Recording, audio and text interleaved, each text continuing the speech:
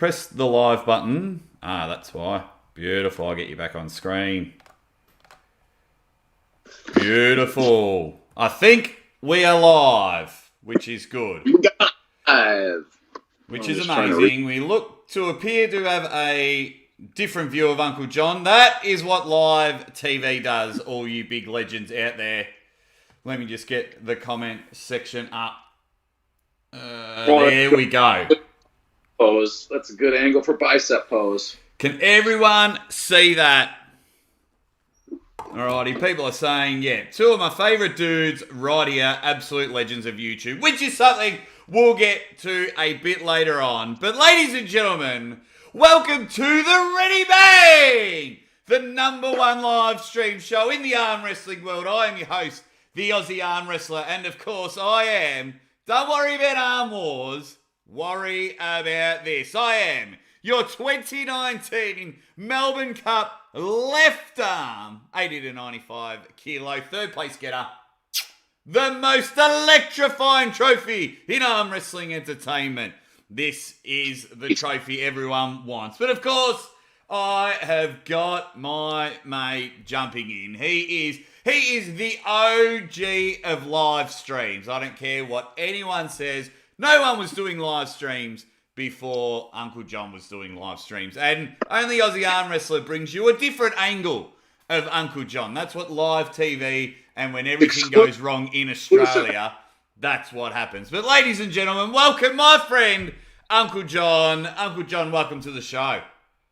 Bang! Love it. Thanks, buddy. Glad to be on. No, absolutely love that you're on. You're live earlier. What happened there? You got some inside word about Mr. Olympia, the biggest tournament in arm wrestling that no one knew about till about a week ago. Right. So I'm pretty tight with Cobra these days, and Cobra told me like right away when he found out about it. He was one of the first guys to find out about it, and he's like, "I want you to be there, blah blah blah," and he invited me there, and he was going to get me there, and I really wanted to go. But I got this surgery thing coming up, so I couldn't. They're not allowing me to go anywhere within 2 weeks before I have surgery because they don't want me to get sick, blah, blah, blah, blah, blah, blah. So, unfortunately, I could not go. But I go and Cobra's like, let's do a live stream right now. So I'm like, all right. So I set up a live stream, and all of a sudden, the camera comes on, and it's not even Cobra. It's Braun Strowman. Yes! What? That is so cool. So Cobra showed me. It was really quick. I couldn't hear him. He couldn't hear me. But we saw Braun Strowman, Alex Top Roll, Devin was there, Michael was there,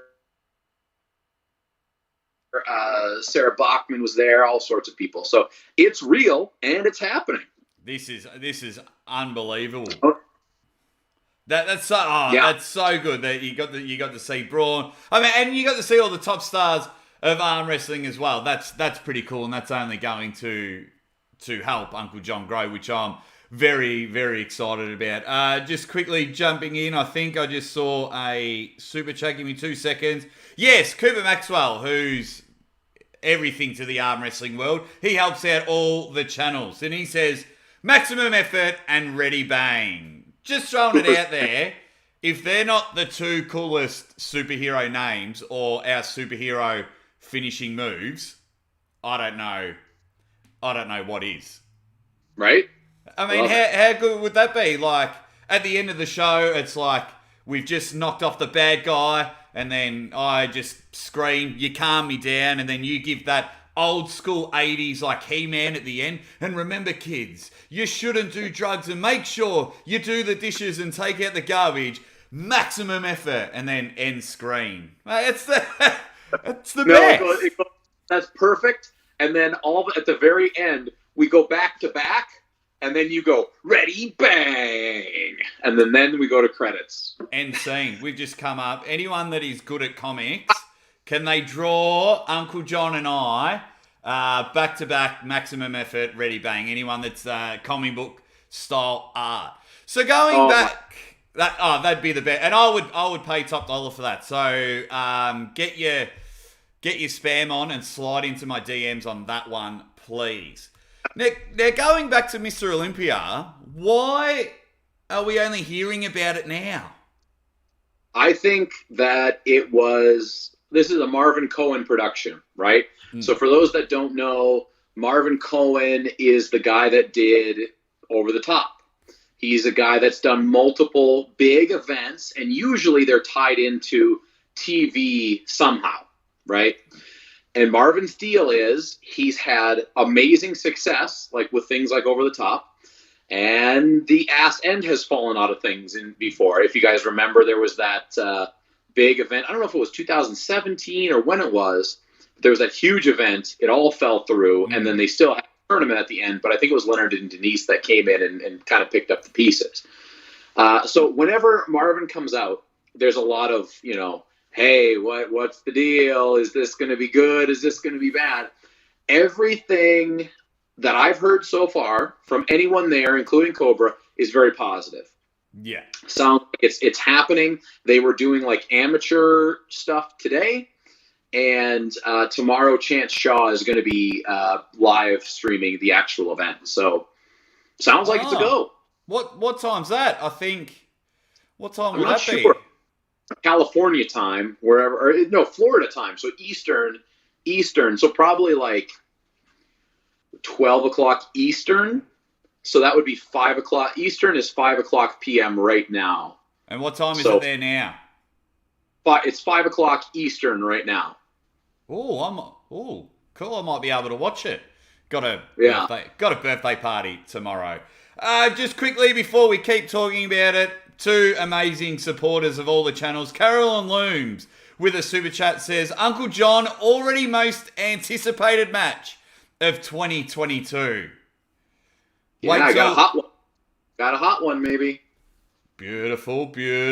And of course, our friends at the 98%. Two of our favourite people right here, 98. Nice shirt, John. Just first of all, I'm wearing my NWO. I just got a message from Ryan. You got to shoot me your address. We'd love to send you a 98 shirt. I love their NWO style 98. That's the one. Ryan, I hate getting freebies. But yeah, I might shoot you my address because I like the 98 one. So thank you for that.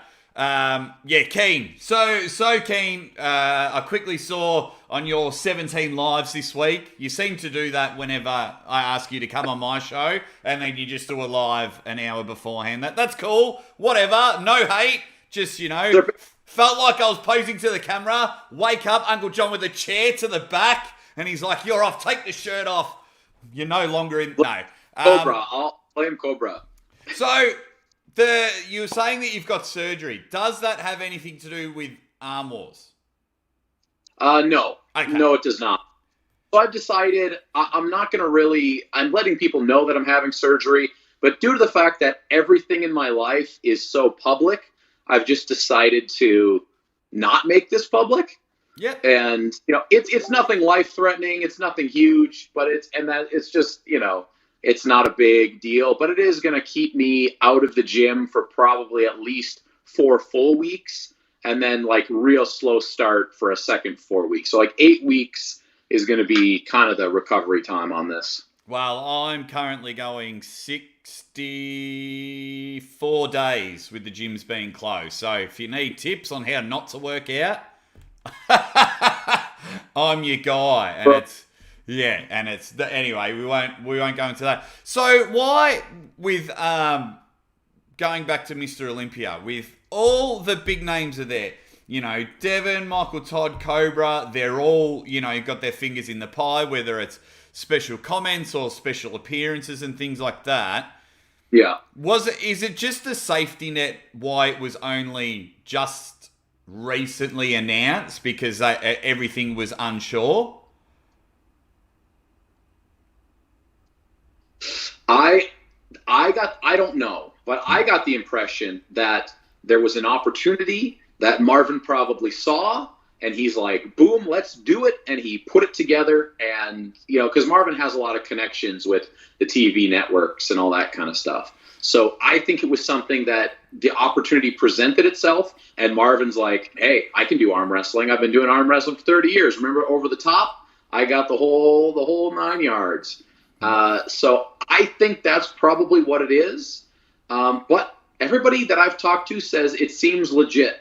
Like, the setup is legit. The money's legit. So I guess we'll see what happens tomorrow.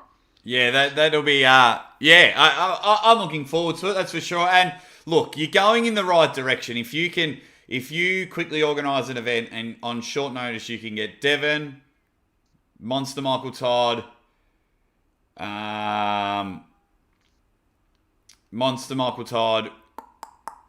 Cobra Road, Sarah Backman, Alex Top Roll, you're doing all right. Just having a look at the comments, guys. If you're helping, like, I don't want to take people off moderation. Everyone was being a moderator. Everyone was helping me out. But if you're being a dick about it, then we'll just have to, just be awesome. Just be awesome. I don't know why comments and all that are being lazy. Don't make me go back through the comments and change it all. But, so let's get into ArmWars. I tried not to watch I had, like, your live streams playing in the background because I just wanted to hear some of the cool stories, like, first up when we caught up properly, not through just a couple of text messages. Because fun story, I messaged Uncle John and said, hey, mate, do we know if day 2 is being live streamed? And can you remember what you were doing at the time when you were messaging me? What time of the day was it? You were having a shit. It was awesome. You're like, don't know. I'm having a shit. I'll ask when I get off the toilet. And then I was like messaging Blue, and I said, yes, got Uncle John at the best time. This is awesome. He was having a poo, so I'm pretty happy with that. Yeah. So how was ArmWars? ArmWars was awesome. From the moment I got there to the moment I left, I have zero bad things, zero negative things to say that, and I got whooped 6-0. So that says something. I don't know what let's maybe go through some questions to direct it where what the things that you're maybe interested in about what was going on. Start off with the atmosphere. It looked cool from the angles and stuff that I got to see. It looked like arm wrestling was the most popular event in the world. What was the atmosphere like? Atmosphere was really, really good, really hot. The fans were hot, and there were a lot of people who were there specifically to watch arm wrestling. People who bought tickets to come watch ArmWars. And I would say that, there was more and less people in the crowd at certain times because we had like a block in the morning, a block in the early afternoon, and a block in the late afternoon. We rotated back and forth with the power lifters. But like on Friday, for my match with David, there had to have been at least 1,000 people. That's awesome. Great stage. Like, it was a sea of people, and they were hot for it, right? At one point, I looked at the crowd, and I'm like, give me something. It was just like, wow, like loud. It was one of the coolest things that I've experienced because I've never been in that situation where there's that many people and you have an opportunity to actually, like, interact with them. The other thing that was really cool was we had like a backstage area. And so we were hanging out in the backstage area, and you're just sitting there, and all of a sudden, oh, there's Eddie Hall just hanging in the backstage area. Oh, there's Big Laws just hanging out in the backstage area. And like all these guys were coming in and out, and it was awesome. The event itself was incredible. The stage was big. I helped out a lot doing like camera movement, getting the cameras on and off the stage, everything from a optical viewpoint and from an ease of use viewpoint. Like, it was all great. It was all good. Like, you're not getting paid millions of dollars, so that's awesome. Awesome to hear. Like, you're at the event, you're getting put on a big stage. Neil needs a chop out. Like, the guy can't do it all himself. Yes, you've got to prepare for your matches and things like that, but without Neil, there are no matches. So if he's like, hey, Uncle John, you're finished for the day. Can you hold a camera? Can you help me get all this off stage? And I'm sure you weren't the only one. I'm sure everyone put their hand out and helped out. To Neil's credit, he didn't ask anyone to do anything that they weren't there to do, right? So, some people just came and they did what they were supposed to do. They pulled their match. But it was, for me, I wanted to get more than just the match out of the experience, right? I wanted to work with Neil, like right next to him, to see what he had to do as a promoter for the event, as the event director. What were the things that he had to do and go through? And let me tell you, Neil worked his balls off this past week. If you think that Neil is a guy who's just like, gonna put some matches on paper and then watch them unfold, that is not the case. Not the case at all. He is 100%, like, how for the last 2 years we've all been locked down, so you can't really meet anybody in person. So it's like you have to communicate over the internet, and you don't really know, like, okay, is this guy for real? Is he not? Neil Pickup is the most genuine guy I've met in a long time in real life. I have no doubts about his legitimacy. I have no doubts about how much he loves arm wrestling. I have no doubts about, like, if Neil tells me something, like, yep, done. Yeah. Sign me up. Because I have no question about him being a man, being about his word, holding his word. It's not even a question. It's unbelievable. Now, two things I just want to get into before we get back to the great man, Neil. First of all, Alex Willett with a super chat says, I'm here to talk about our Lord and Saviour Risk Gains, Church of Ryan Bowen. We might get to that a bit later. And before, I got a behind-the-scenes look. But this is a story. I really appreciate the hustle. Now, you were busy in the stadium, but I think there was no man working harder outside of the stadium than our friend John, a.k.a. Fox 8-Ball. That guy was hilarious. He was messaging me quite a bit, trying to get in day one. He got photos with Larry and Adam and things like that. And that guy was hustling and grinding to get in. I don't think he got in day one. But then, of course, Uncle John helps him out and he gets in day two. Like, I love seeing, like, first of all, that guy just loves arm wrestling. And it's been great having a chat with Fox, over the text. And he just loves everything arm wrestling. But for me, that was another thing I was really interested in. I'm like, all of this is going on. And then I've got my man messaging me here like, I can't get in. I'm trying this. I'm trying that. We're going back and forth. And then he finally because of you, he finally got in. Yeah, it was funny. I actually have a video coming out maybe tomorrow just of that. I had my camera on when I found him out in the lobby area, and I stole somebody's lanyard to get him in, and he was just freaking out. And then I got him meeting Neil. I got him meeting RVJ, and he's in the backstage area. Oh my God. Fox 8-Ball is a funny ass dude. Like, he made me laugh. I felt so good. He was so excited, and I felt so good about the whole thing. Like, I was so happy that he was able to finally get in at the end. So he got to see the final matches and all that stuff. But that's did you see the back of his head? He shaved arm. Yeah, sent me a photo and everything. It was mint. I was like, for me, it was like just that peak moment, like in the movie. And then his whole world opens up, and he was telling me he got a bit starstruck and things like that, which is cool. I know exactly how he felt, 18 months ago when I got into all this. It was, for me that was an interesting story. So Johnny Boy, Fox, good on you, mate. Well deserved, and I'm so happy. And it just shows being nice on the internet and supportive pays off. Yeah.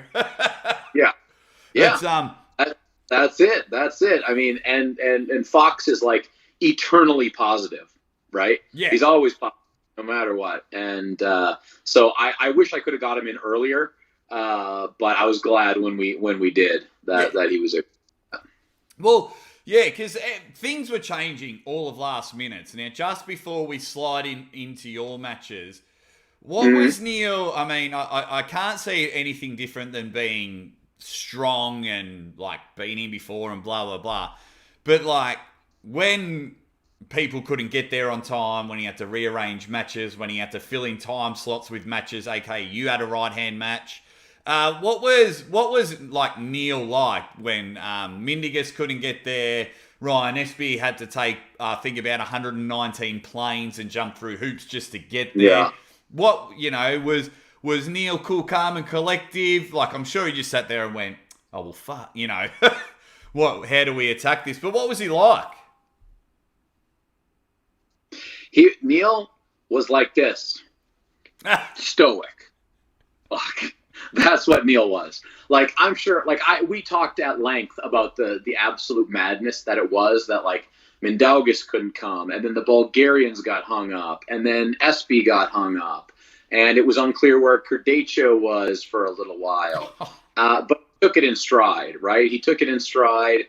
There was never a moment where he was was unprofessional or not even for a second, right? He held it together perfect. And there's no way in hell I would have held it together the way he held it together. God damn. Because at one point, it was just like, it just kept happening on the Thursday. It was like this happened, and then this happened, and then this happened. And but he took it. He took it all in stride. We made it work. Even the matches that were like last-minute matches, they turned out to be great, right? They were great matches. Oh. And, in the end, at the end of the day, the only thing that didn't really happen was Mindaugas, which was terrible. But there was nothing that could be done at that level because he got pegged for COVID.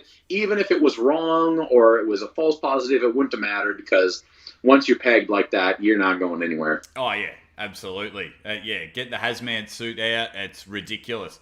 So then how much notice did you have? Because all of a sudden you jumped in and you were pulling Jason Hill right-handed, which was an entertaining match. I thought it was great. How long notice? When did it happen? Yep. So Thursday night, I got there at like, I don't know, maybe 3:00 in the afternoon, and I got there and Neil showed up a little bit after that. I got weighed in. We went out to eat, and then we came back and pretty much everyone had showed up except for the last few people. And we had like a arm wrestler meeting, basically. And so Neil talked about some of the basics of what we were going to do, how we were going to do it.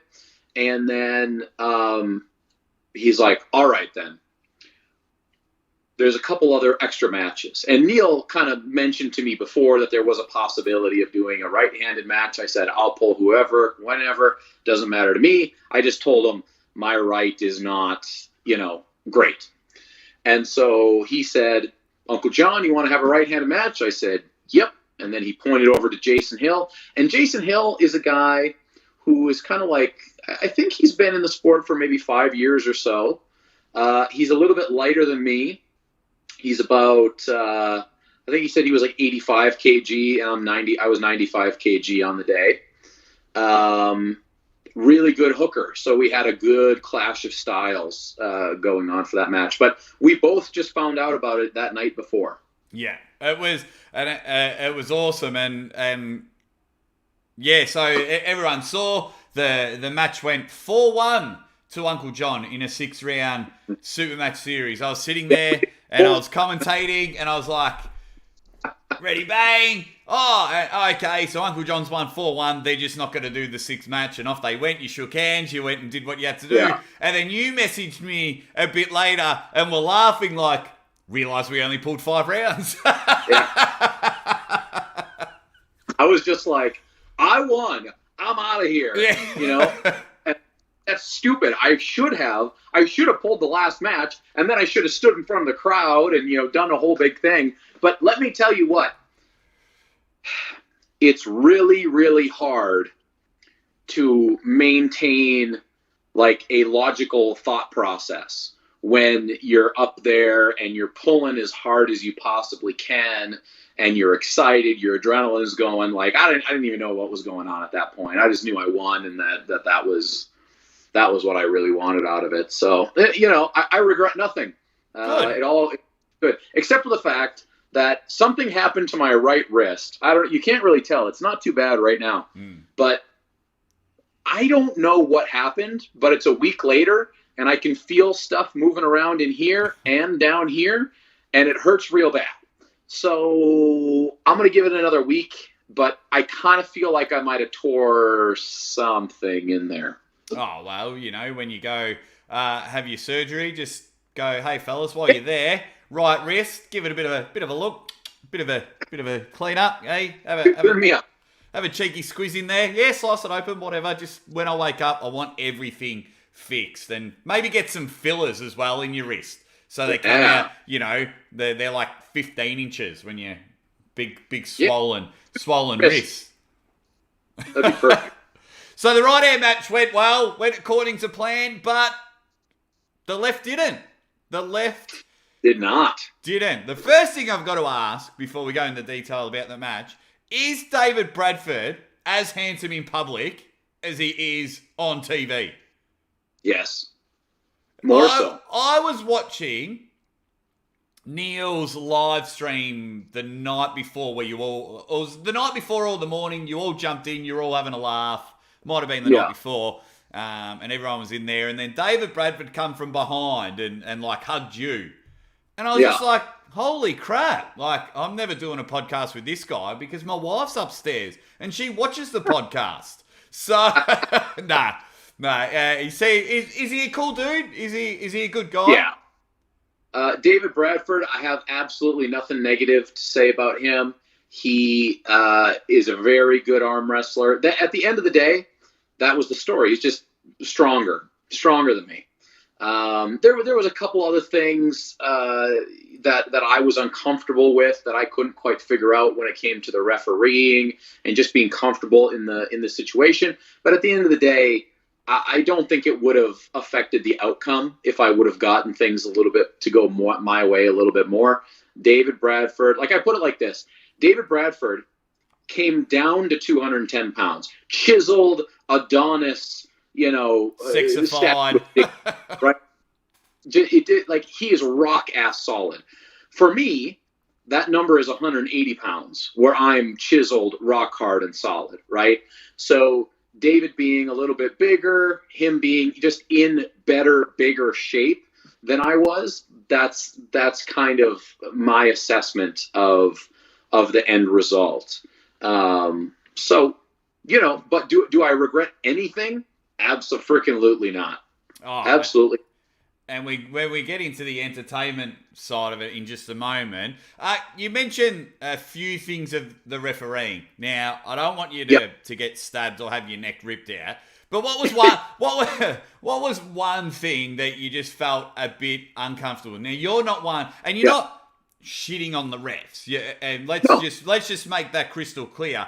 But what was one thing that you did feel uncomfortable and set up? You're like, oh, Paulie, you could have adjusted that, and I would have felt a little bit stronger or a little bit more comfortable. It was nothing to do with what the referees did. It was a complete result of me not being comfortable or proficient with figuring out what the referees at ArmWars really want from you, right?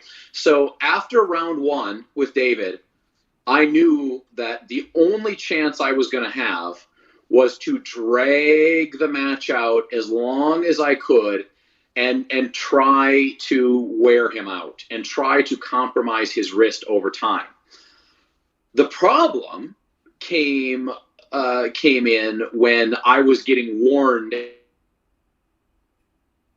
and fouled for delaying, right? So here in Nova Scotia, when they say you have 60 seconds to grip up, they don't mess with you. They let you grip up for 60 seconds, right? and they'll try, and if you don't work it out, then they go to ref script. But with the way ArmWars runs and the fact that they have, timelines that they have to complete things in, there was definitely a push to keep the match moving along. And Paul Maiden was not interested in my shenanigans of dragging that match out, right? He at one point told me that I was getting on his tits. I don't know what that means, but it's not good. Getting on your nerves. Getting on your nerves. Yeah. So I did take a couple warnings, and maybe I took a foul, I can't remember, just for not taking a grip. But I was doing it on purpose because I wanted to take the full 60 seconds. So again, even if I was able to take the full 60 seconds, it probably wouldn't have made a huge difference. But I definitely felt the push to get your grip, go quicker, fire up, like grab and rip. And that, for me, in this specific match, with David being a level or two above me in the strength category, I really needed to rely on my tricky bastard tactics. Yeah. And that kind of limited my ability to do anything with that.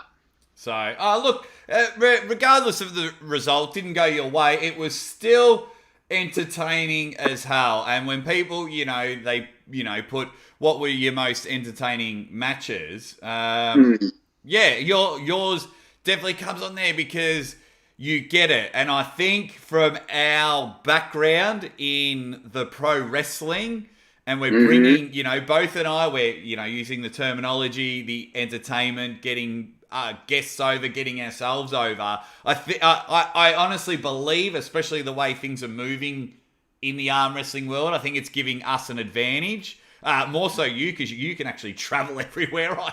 I can't. But was it true that you were getting a bit of heat? Like you were getting a bit of stick for all your screaming and shouting, and everyone got stuck into you because you lost? So, the heat, there was a little bit of heat going into it, I think, just from all the shit talk. But number one, that was all promotional material, right? I always contacted David, and I'm like, David, I'm going to do some weird shit. It's going to be kind of stupid. If you want to return, talk shit too, I have no problem with that. I told him specifically, I want our match to be up there as far as hype goes with all the other big matches. Because, to be honest, Uncle John versus David Bradford has no business on paper being next to RVJ and Sasha, being next to guys like Giannis Amelins and Jeff Hale and all these huge names, these guys who have won world titles, these guys who, are just amazing pullers. But guess what? We did it. We did it. And I think it can go as a kind of a public service announcement or a guideline for other arm wrestlers who maybe you are in my position and David's position, where our names aren't necessarily gold and we might not be the best arm wrestlers on the planet. But let me tell you what, the first three matches on Friday, which were Ted Wilson and Urban Armstrong. Yeah, Armstrong. Yeah, Urban Armstrong, yeah. Urban Armstrong, and then me versus Jason Hill, and then I forget what the third one was. Was the third one Froda? No, maybe? It was... Does anyone remember in the comments? The first two matches, I'm going to go out on a limb and say this. The first two matches on Friday had more excitement in them than the entirety of the last PAL event. Oh, yeah. By far. By a significant margin. And for me, I understand that there's people who like purity and they want matches like that. We are not the same people. Nope. I'm done paying PAL money to watch those kinds of matches because it just bores me to death. It bores me to death.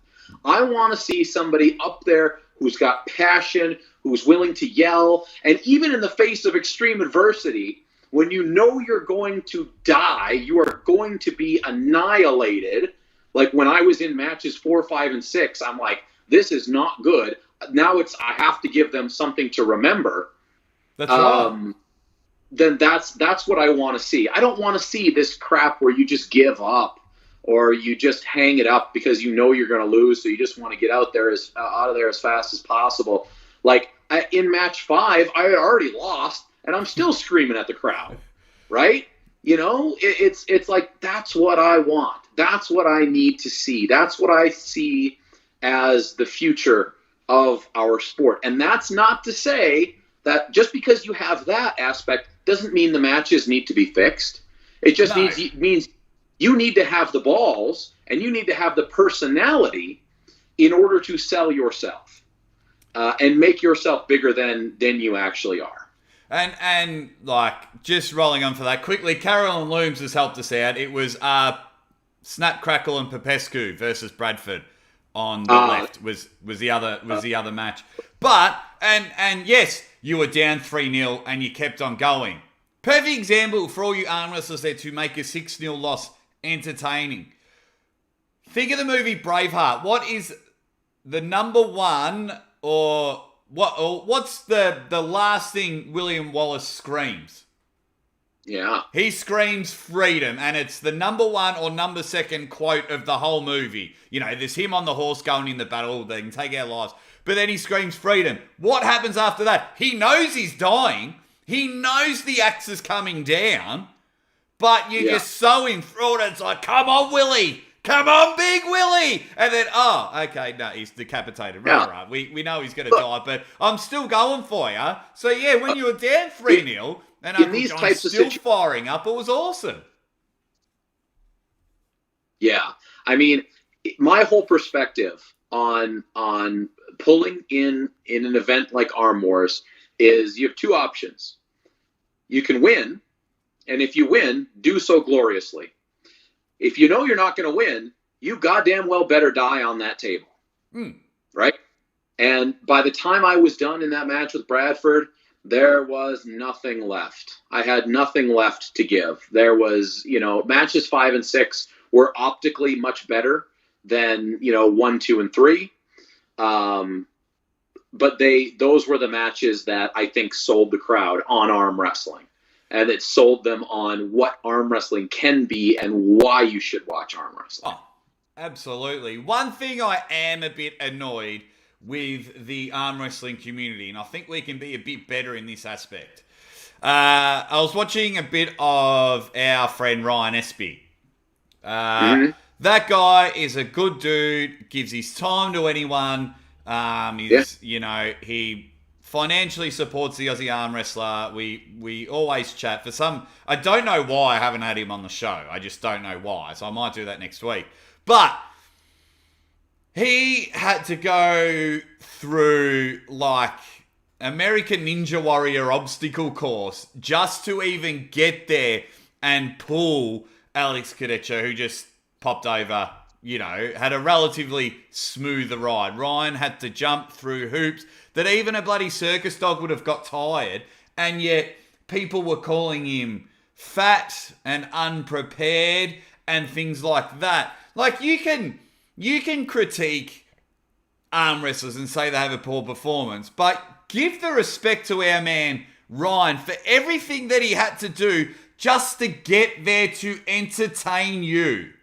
And of course, every arm wrestler, when they're going in for a massive main event match like that, they're not going to go, I think I might win, I'm not too sure. Of course, they're going to say, I'm feeling strong, I'm ready to cut the Viking ponytail off Alex and go bang. But just back off a bit, guys. Like, Ryan's got to go back to his family, he's got his real estate job, and he always helps out the arm wrestling world. So seeing some of the comments and hearing some of the comments, I was like, nah, man, we could be a bit better than that. I've got no problem people going, bad luck, mate, should have been more prepared. But when you start attacking someone personally, for me, nah. Oh, it's just weak. Yeah, I'm more with you, Uncle John, in the more entertaining side of things. I'll call it ready, bang, and people can say I have the most annoying voice in arm wrestling. That's cool. That's fine by me. But then, like, if people start attacking Mrs. Aussie Arm Wrestler or things like that, then I'm like, cool, don't fuck with me. You got no idea, especially what I've been through the last 18 months to get here. So, guys, just enjoy this purple patch that we've got. We haven't had it in arm wrestling. It's like, yeah, it's amazing. And I absolutely loved it. In saying that, I do love some of the memes that are going on. If I'm playing devil's advocate. Oh, for sure. Well, that's the nice thing about the way I kind of led this thing up, because I really win either way, right?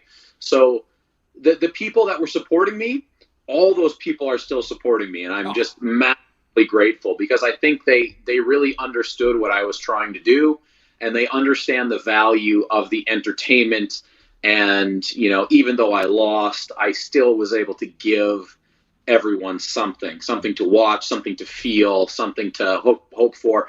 And the people that are giving me shit, which are very few people, surprisingly, very few people that I've seen. But I'm like, well, I still got you, didn't I? Yeah. Because I made you feel something. I made you hate me, or I made you want me to lose. And now you get to feel good when I did lose. So, of course, I wanted to win. But just remember, this is a game. Like, this whole thing is a game.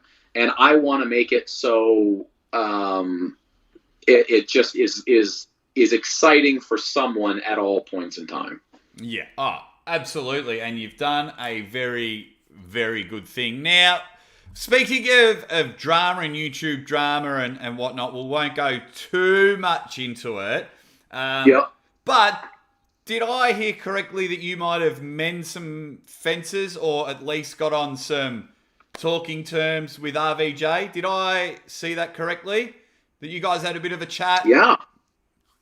How did that go? We did have a bit of a chat. It was so he was one of the first people I saw when I got there, and it was just nice, cordial. You know, hey, so how's it going? Blah blah blah. You know, no big deal. And it was after my left-hand, I think it was after my left-handed match, but before his match. And I talked to him about adrenaline dumps, because I had a huge adrenaline dump in the middle of that match. And I was like, Jesus, I could not put myself together after that. So I talked to RVJ, because he's talked about that before. And so we talked about that for a little bit. And then I knew that, so obviously I had the tiff with RVJ, 5 months ago, or it was a long time ago now, in internet time. Anyways, it was a million years ago. And I don't want to have enemies, right? Like, I don't like it. It makes me feel bad. I just don't like it. So but I also didn't really know how to go about reconciling or anything like that. So I knew that Rob in the past had talked about, his mental health a little bit, and about how he experiences anxiety, and he's been, fairly open about that. He's been great about that. Anyone that speaks openly about mental health is a friend of the Aussie Armwrestlers. Yeah. So I just went up to him and I'm like, Rob, I know you talk about your anxiety stuff quite a bit, and you're open about it. And I just wanted to say that I would like to talk to you about that, because, like, I have an anxiety diagnosis myself, and I have for a long, long time. I take medication for anxiety. I've, had therapy for anxiety, and so it's been a significant part of my life. And I understand how it can really mess you up if you're not ahead of it. And it's probably also something that most people do not talk about in arm wrestling, for sure, and generally in sports. So Rob and I had a really good conversation about that, and his wife Heather was there, so she was involved in that conversation too. So it was really good, felt really good about it. And Rob has said that he's interested in doing a show with me about it. So sometime in the near future, hopefully you'll see RVJ on Uncle John's Arm Wrestling Show. And, if you're a type of person that has or has not experienced, any type of mental health stuff, it can mess up your performance, and it can change the way, it can mess up your training for your performance. Can ruin your life. Yeah. Screw you up completely. And if that's one more thing that I can get out there and talk to people about, then, and if RVJ is willing to do that with me, I definitely am interested in doing that. That's awesome. That's what I love to hear. Now, what did you think of... Now, you don't have to say too much because you've mended fences with RVJ. I'm a huge fan of RVJ, and everyone knows my relationship with Ryan. I get along with Pradeep from Arm Wrestling News. We talk quite a bit. I think he's a nice guy. What have you thought about that whole tornado briefly about what's happened? It's interesting because I'm in a similar boat to you, where I've kind of reconciled my relationship with RVJ a bit, but I also, like, Ryan Bowen has been nothing but an amazing supporter of me since the very first day I got on YouTube. And Pradeep, I think Pradeep is doing a great job with what he does. I got a lot of respect for him of kind of really figuring out his niche within the arm wrestling community and hitting that really, and he's doing great with it, right? Of doing the news stuff. So I don't want to be. I've told Ryan and Pradeep that I wish them luck in all they do, but I do not want to have anything to do with any of the drama whatsoever. I have no interest in being a part of it. I understand from Rob's perspective a little bit. I understand from Ryan and Pradeep's perspective a little bit. I just, it's a pure cop-out, but I really hope that they figure it out. I hope they figure it out one way or another. Because I'm really working hard to because I've experimented with that a little bit in the past of like, okay, well, maybe we can get some drama going and like utilize that to bump up things. But for me, whenever I've done that, I always end up getting caught in an anxiety tizzy, right? Because then people get pissed or people think that you're doing something you're not trying, and that wasn't your intention. And so, I think everybody has their merits. I think at the end of the day, people just want to talk about arm wrestling, which I think is great. And I hope that everybody can get along at the end of the day, I guess, which is my wimpy cop-out answer to your question. But that's really not at all. Because I mean, when like early on, I would have been like when I first started, I would have been all over this. I would have made a video about it. I would have called people some certain things, but since everyone has looked after me in the arm wrestling world, I'm just like, cool, I'm going to leave you all to that. If if people want to chat privately because, they feel hurt or something like that, I'm always there. But I'm just be like, cool, you guys do you. And when it's all over, come back and have a ready bang and a laugh with the Aussie Armwrestler and Uncle John. So, well, and I think another part of it probably is that online communication is much more difficult than communication in person, right? Throughout ArmWars, there were 20 different arm wrestlers. There were, to my knowledge, there were 0 problems from arm wrestler to arm wrestler. Yeah. Everybody was extremely positive. We were all hanging out together for the most part.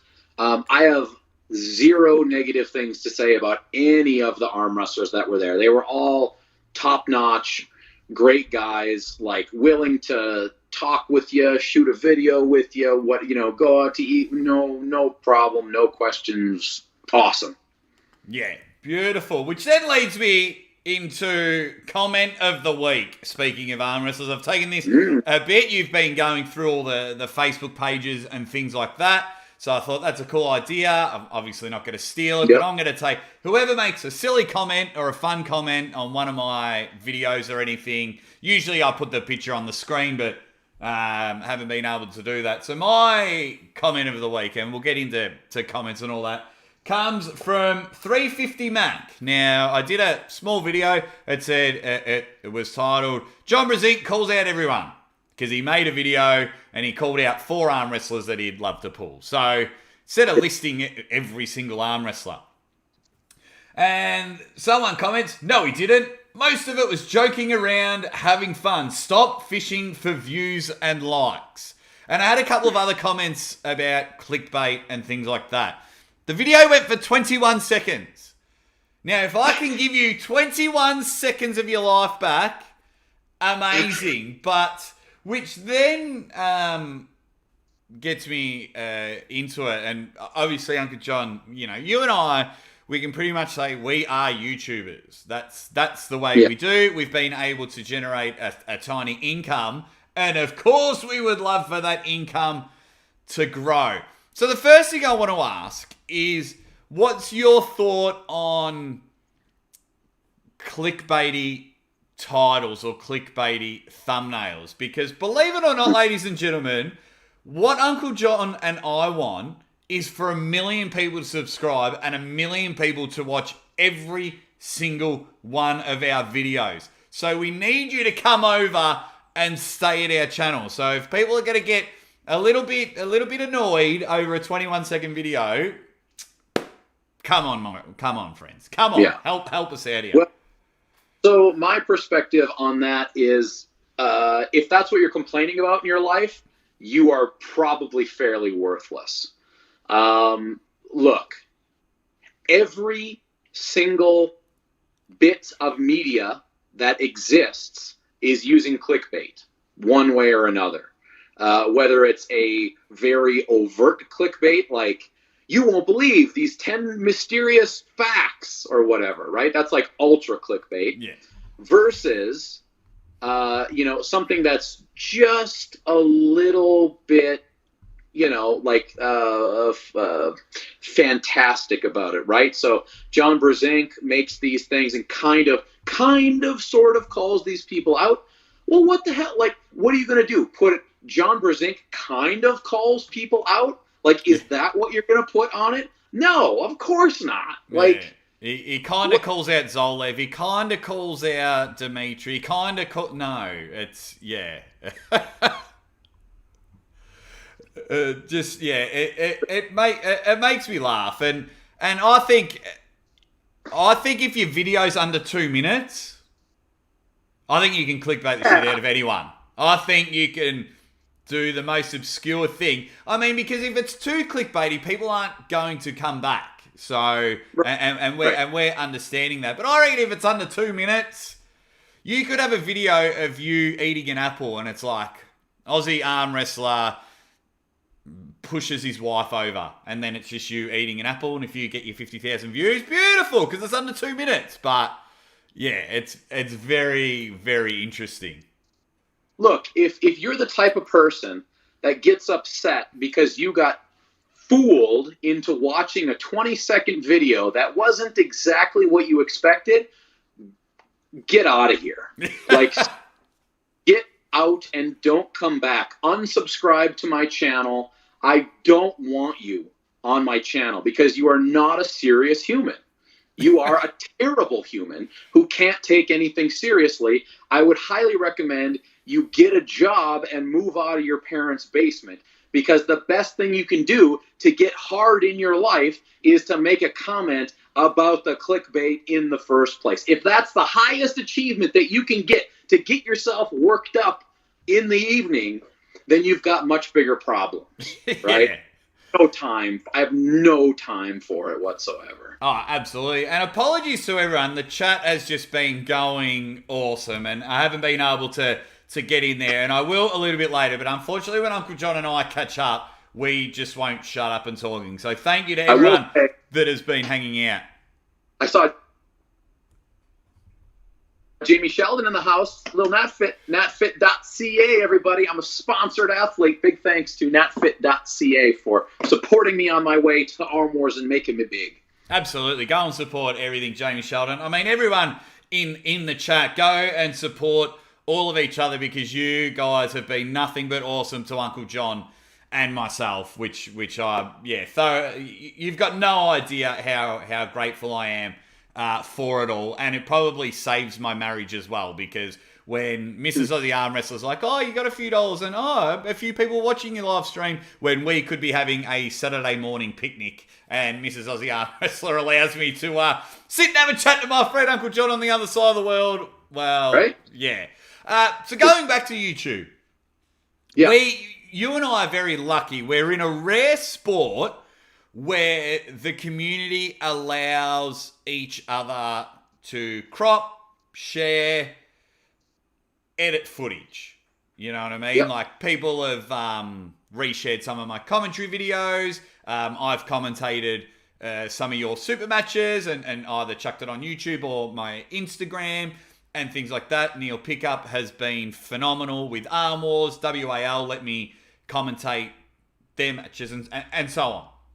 You do it with the NBA, you do it with the Olympics, you're kicked off the internet and things like that. Right. You know, with our Australian rules football over here, it's very hard. I'm sure with like NHL and things like that. Anyway,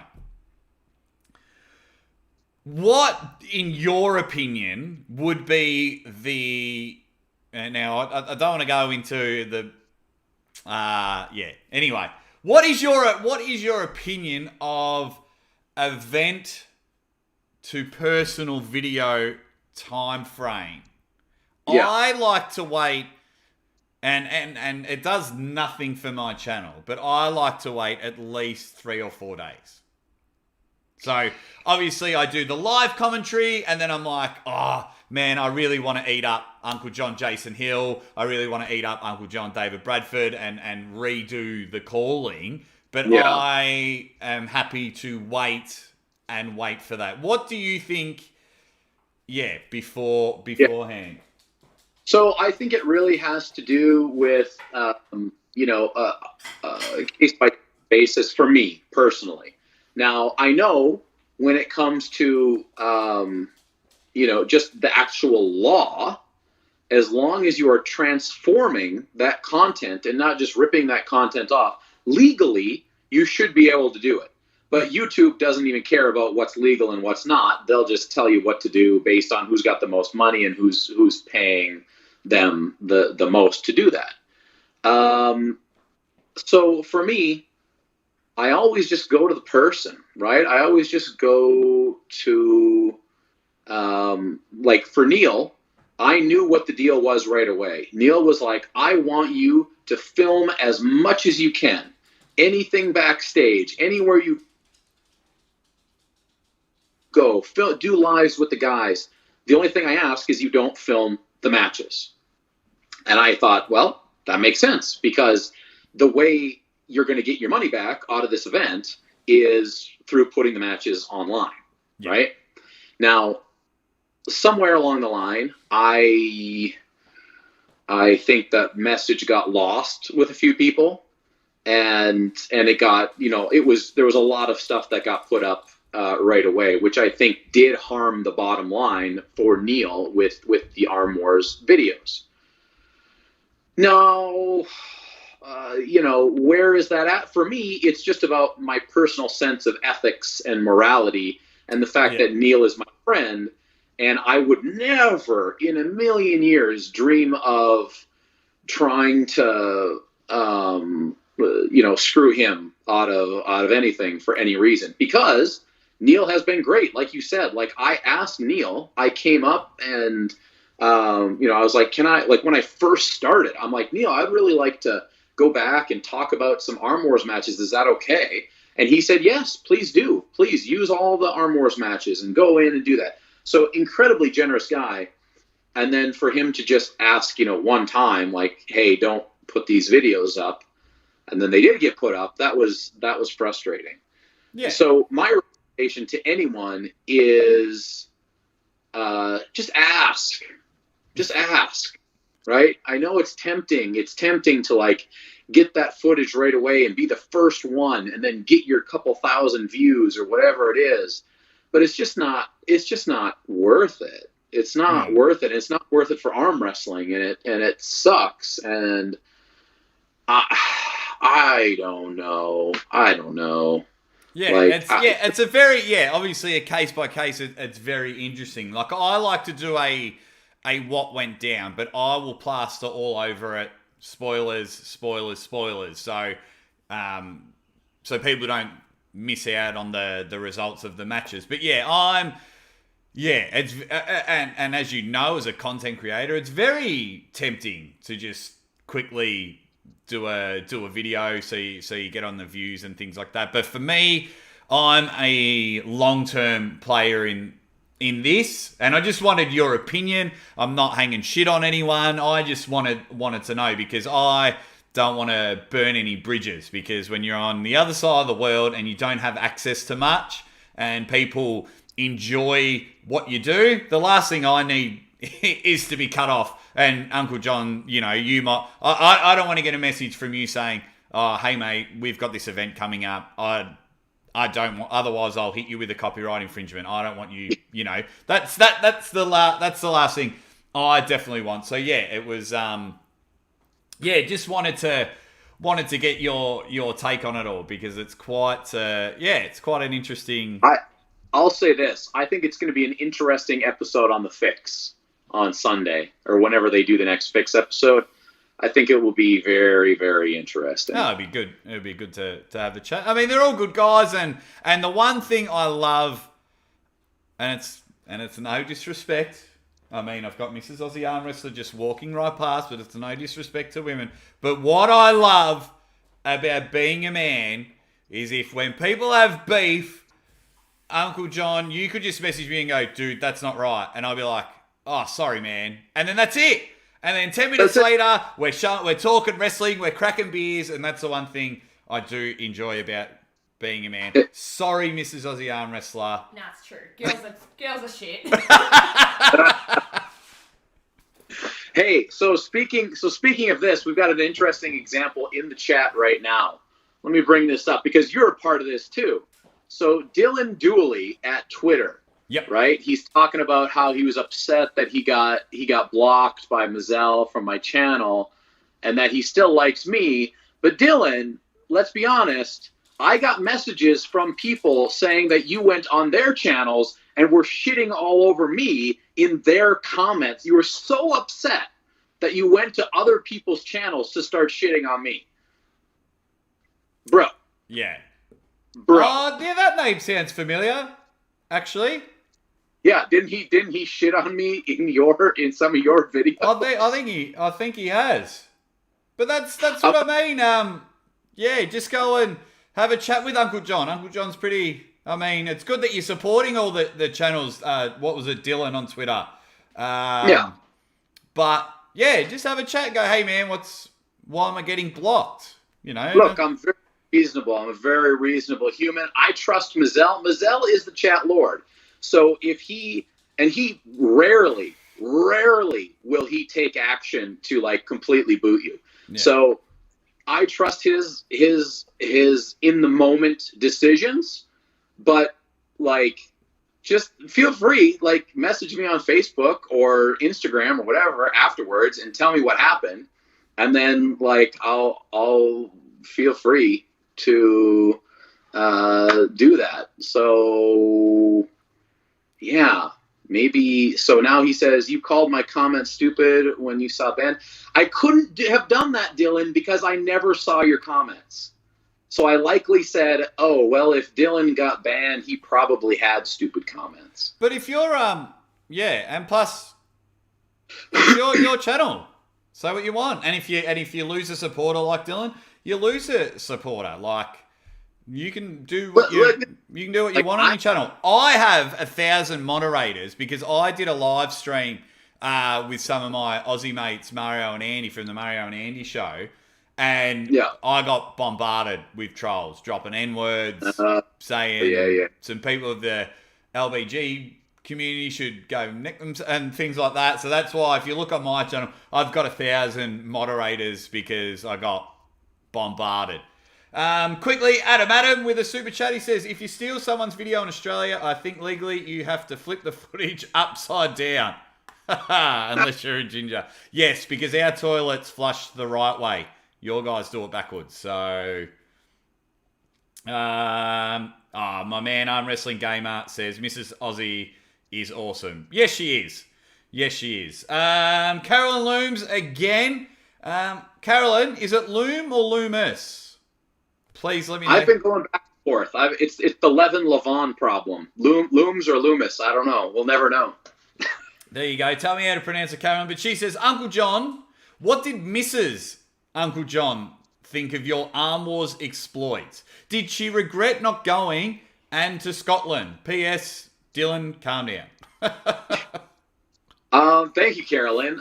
So my wife, utterly supportive. Big thanks to my wife. I wouldn't be able to do any of this without her. She was super excited because she really wanted to go to the UK.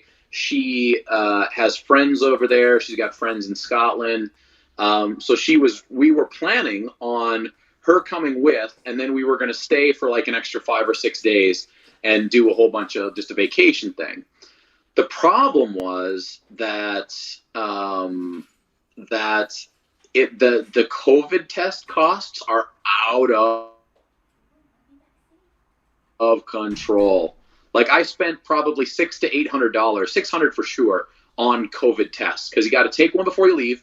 You have to take the quote unquote 2-day test when you get there, and then you have to have another test within 3 days of coming back to Canada. And they all cost like $200. Do you have to pay for COVID tests? So, yes, 100%, because they won't accept the free ones. You have to have it a specific travel test that then you can get the actual report about, and that's what costs the money. So it is absolutely 100% become a racket. So whenever you're traveling in the next little time period, do not expect to not pay the extra money. It'll be an extra $500 to $1,000. That's hilarious. And Uncle John, just quickly shouting out, if Mazel ever needs a chop out as a moderator, get my man Benjamin McCabe, the arm wrestling gamer. He's good. Only if Mazel needs a chop out, because we all know, everyone knows my love for Mazel Jador. And if you haven't already, go. Mazel Jador supports anyone and everyone in the arm wrestling community. So go and support him and click on all of his videos and subscribe. It really does help. It's cool when you watch your numbers grow up. And yeah, I mean, Uncle John and I do it for the entertainment. But it's cool when we see people like Mazel, who's a good person, and we see his stuff grow as well. Because, I mean, the dude's growing in size. He's massive. Mazel, he's a really good dude. Alrighty, now we'll go back and keep things positive. If you come on my show, you have to play arm wrestling's favourite game. Pin one, lose one, get rid of one. I want everyone in the comments to play around. And of course, we are here with Uncle John, so he gets a few goes at this one because I love Uncle John. So, the first one, pin one, lose one, get rid of one. It is going to be your left hand. Okay.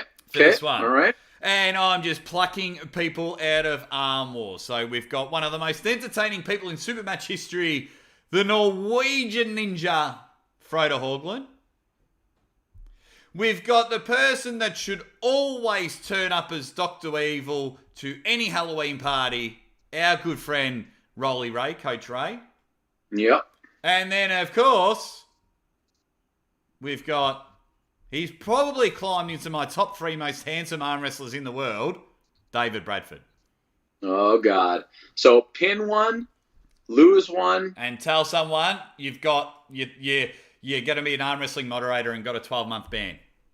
Now, while you think of that, one of my Patreon supporters, the cheapest Patreon in the history of arm wrestling, 50 cents a week. I go, yep, Goodman. Tony Goodman says, ready, bang. Uncle John, how's the right wrist now? Just want to give him... Tony was messaging me.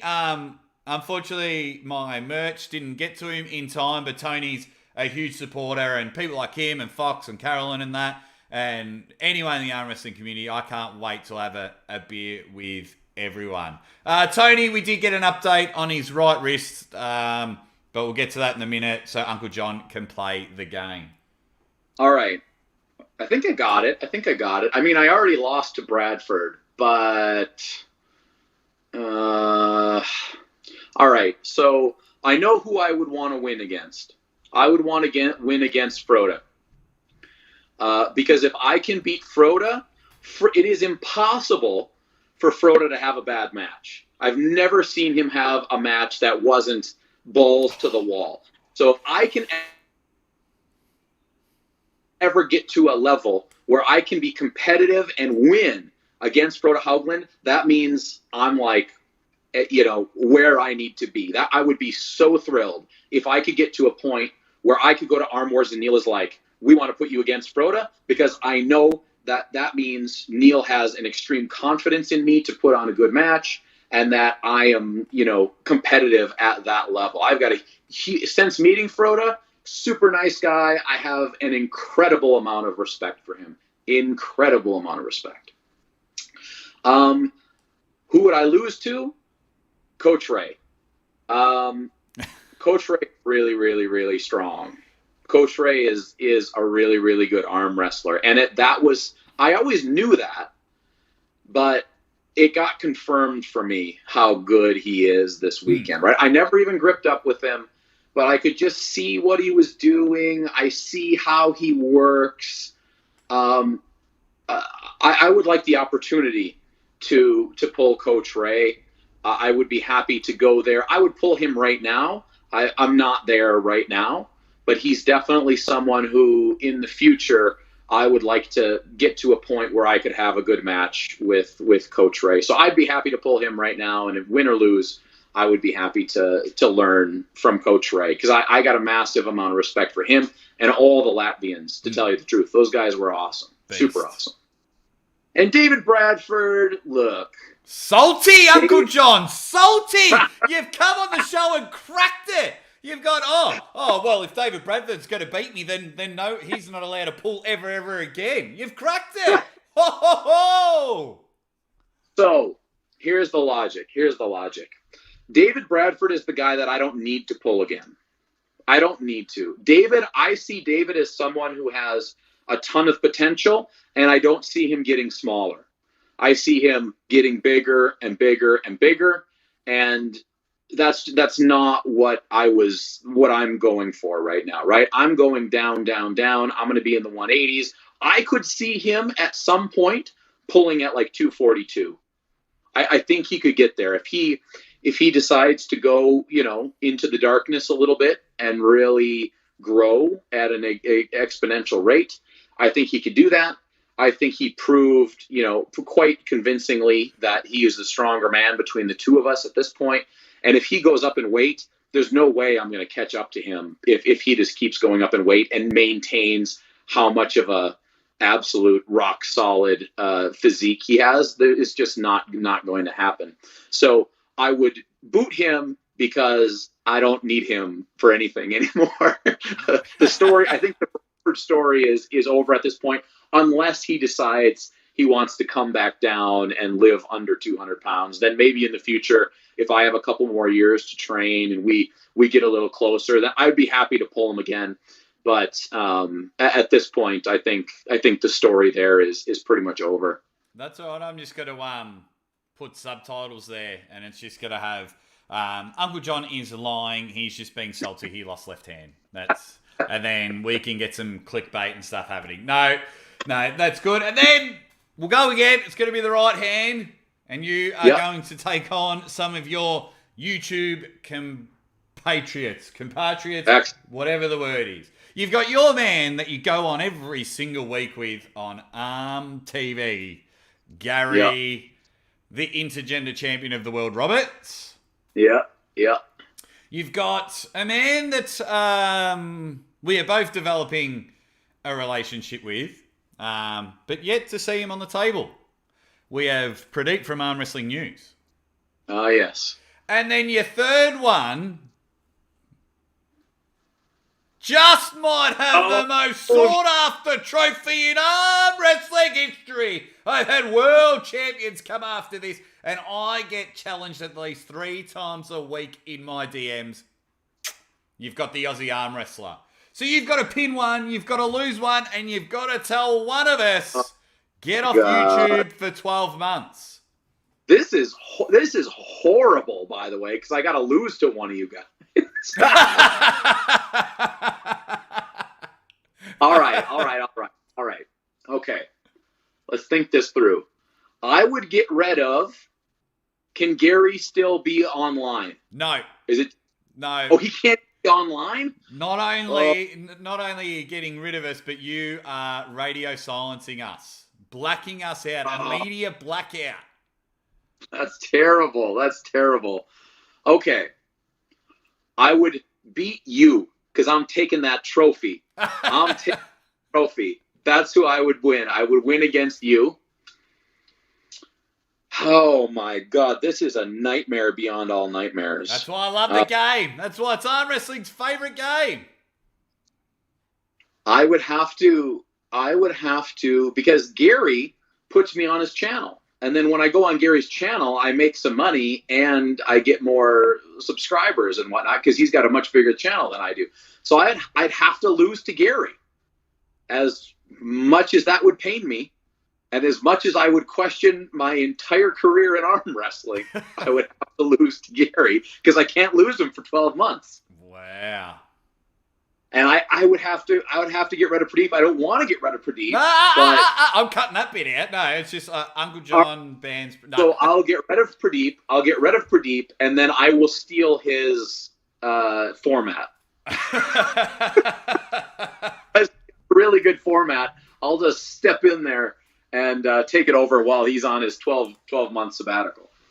There you go. So so what you have basically done is just openly admitted that you either don't like YouTubers or you're just using us. So you're buttering Gary up because he's very gracious in letting us jump on his platform and he gives you the super chats, which is nice.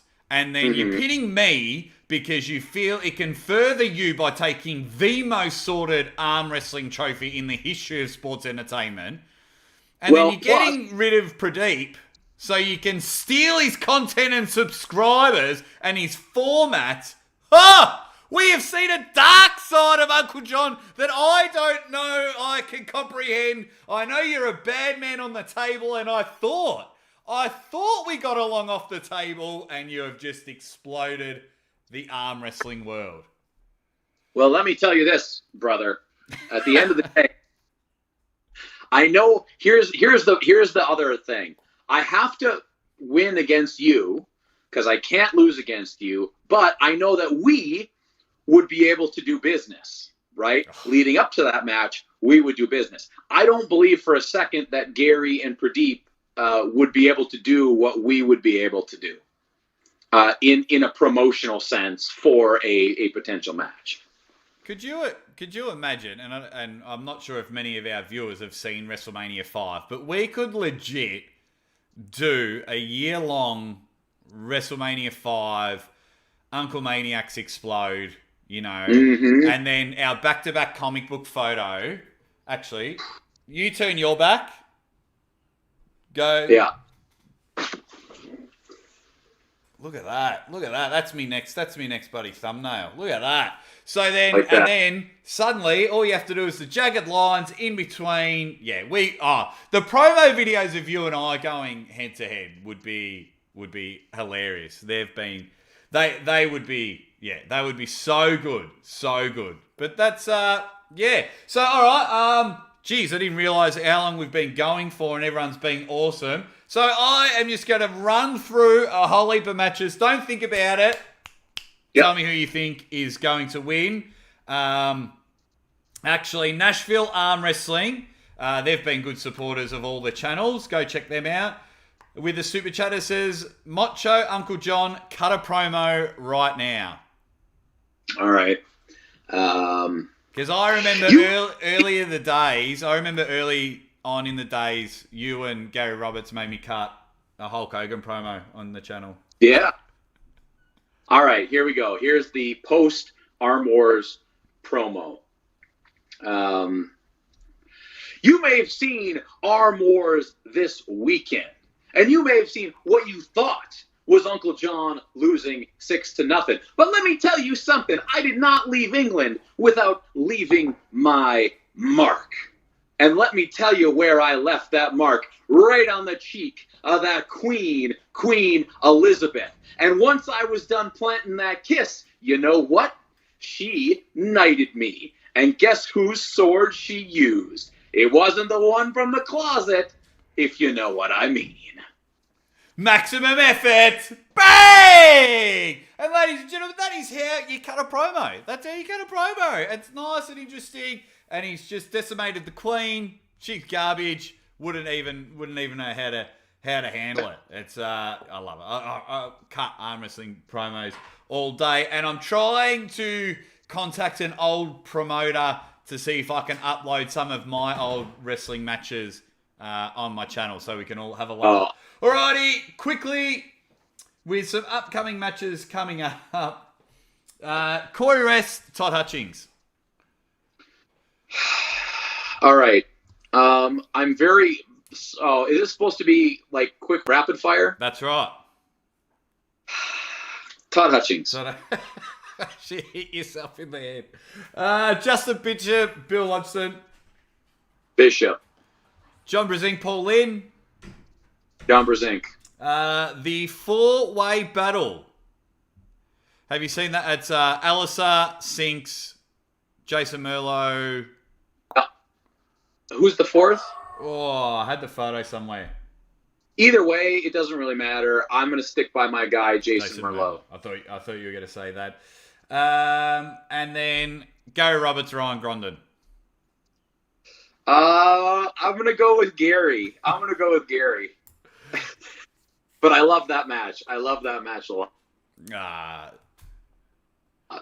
Speaking of loving matches and loving everything, guys, you guys do all the support for Uncle John, but let's build Uncle John up so he never has to go back to work again, because it's just awesome stuff. And as you can tell, he's just a great guy and loves the arm wrestling community. Loves shitting on other YouTubers, whether it's playing games or going on live an hour before he's scheduled to go on another live with his mate in Australia. But that's okay. We don't hold any grudges here in Australia. No, but guys, do whatever you can to support Uncle John. I really appreciate everyone that is sticking around in the chat, but we've been going for an hour and 22 minutes now. I didn't even realise I had like so much other stuff that I wanted to chat to you about, but we can save that for another time. Guys, thank you so much for being in the chat. Uncle John, give us the final word. Let me tell you what, Uncle John will never be done. Uncle John's journey has only just begun. I might be gone for a little bit of time in the next couple months, but mark my words, January of 2022, Uncle John will be heading back to ArmWars with a new body, a new lease on life. And prepare yourself, because this right hand and this left hand are coming for you. Yes. And of course it's my channel, so I'm getting the last word in.